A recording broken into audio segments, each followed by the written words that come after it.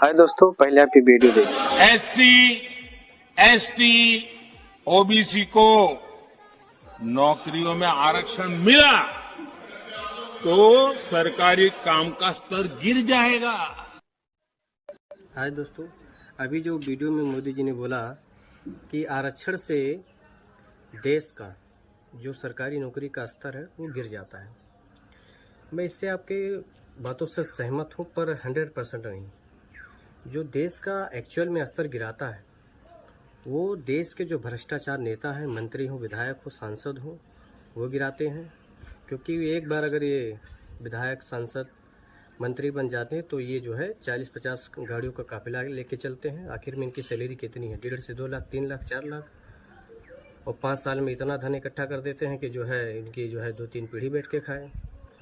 दूसरा है जो सरकारी नौकरी में कार्यरत हैं, चाहे वो छोटे अधिकारी हों और चाहे बड़े अधिकारी हों, कुछ 50% मान के चलिए कि वो जो है भ्रष्टाचार में लिप्त होते हैं, बिना घूस लिए हुए काम नहीं करते। 50% अधिकारी ऐसे होते हैं।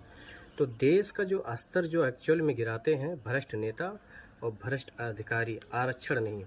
केवल आरक्षण से देश का स्तर नहीं गिरता है, और जो है देश की जो स्तर गिराता है, चाहे सरकारी नौकरी का, चाहे वैसे ही पूरा मान के भ्रष्ट नेता, भ्रष्ट अधिकारी, केवल आरक्षण नहीं।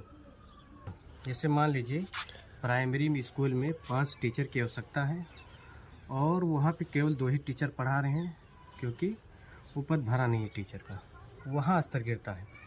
जैसे मान लीजिए कि लेखपाल के लिए एक ग्राम सभा होता है, कि एक ग्राम सभा की वो उसका कारोबार होता है।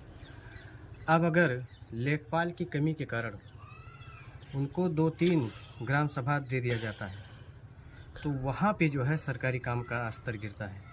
मान लीजिए कि ब्लॉक स्तर पे वैसे तो कोई डिफाइन नहीं होती कि एक ब्लॉक पे कितने लेखपाल होंगे।